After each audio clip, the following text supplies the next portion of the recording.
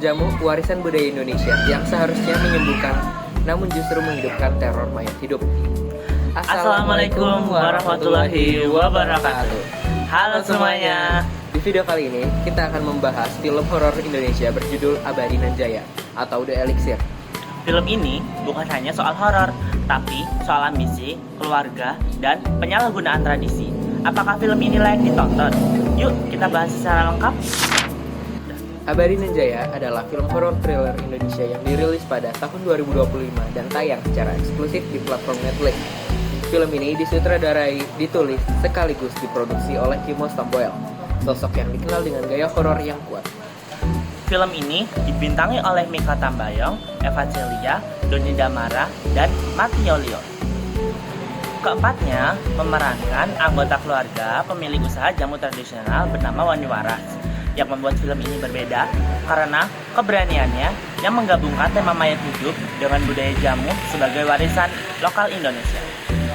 Cerita film ini berpusat pada keluarga Wani Waras, sebuah usaha jamu turun-temurun yang sudah lama berdiri. Seiring berkembangnya zaman, bisnis ini mulai terancam oleh persaingan modern dan perubahan selera pasar. Demi mempertahankan usaha keluarga, mereka mencoba berinovasi dengan menciptakan ramuan jamu baru yang diklaim lebih ampuh dan dapat membuat perubahan besar bagi kehidupan manusia. Namun, inovasi ini justru menjadi awal dari teror. Ramuan tersebut membawa dampak mengerikan dan memunculkan kejadian-kejadian misterius yang berkaitan dengan mayat hidup. Konflik tidak hanya datang dari unsur horor, tetapi juga dari dalam keluarga itu sendiri. Seperti perbedaan pandangan, ambisi pribadi, dan tekanan ekonomi yang membuat hubungan antar tokoh semakin retak. Alur cerita berjalan perlahan di awal, membangun rasa penasaran, lalu meningkat secara bertahap hingga mencapai puncak konflik di pertengahan di akhir film. Dari segi penyutradaraan, Kimo Stamboel memilih pendekatan horor psikologis. Ia tidak terlalu mengandalkan jump scare, melainkan membangun ketegangan melalui suasana, tempo lambat, dan visual yang gelap. Banyak adegan dibiarkan berlangsung dengan hening, sehingga penonton dibuat merasa tidak nyaman dan terus waspada. Pendekatan ini membuat horor terasa lebih realistis dan menekan secara mental, meskipun bagi sebagian penonton mungkin terasa lambat. Akting para pemain menjadi salah satu kekuatan film ini. Kanes yang diperankan Mikha Tambayong dan Karina diperankan Eva Celia berhasil menampilkan emosi ketakutan, tekanan batin, dan konflik keluarga dengan meyakinkan. Sadimin diperankan Doni Damara dan Martino Leo, memerankan Bambang, memberikan kedalaman pada karakter dewasa yang syarat ambisi, rahasia, dan rasa bersalah. Hubungan antar karakter terasa realistis, seperti keluarga pada umumnya, penuh perbedaan, pendapat konflik tersembunyi, dan ego masing-masing. Hal ini membuat konflik dalam film terasa hidup dan tidak bergantung pada unsur horor. Musik latar digunakan secara efektif, tidak berlebihan. Beberapa adegan justru terasa lebih mencekram karena minim musik, hanya mengandalkan efek suara dan keheningan.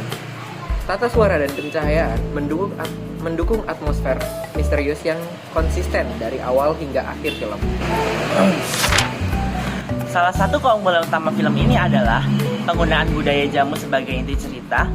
Tradisi lokal tidak hanya dijadikan latar, tetapi menjadi sumber konflik utama.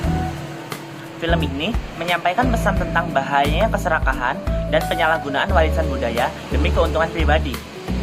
Lewat cerita horor ini, film ini secara tidak langsung mengajak penonton untuk menghargai tradisi dan pertimbangan dampak dari setiap keputusan. Adapun kelebihan dari film ini yaitu konsep horor yang unik dengan budaya jamu, atmosfer tegang dibangun konsisten, akting pemain yang kuat, musik dan efek suara efektif, dan juga pesan moral yang cukup jelas. Di balik kelebihan, pasti ada kekurangan pada film ini. Yang pertama, ada tempo cerita lambat di beberapa bagian.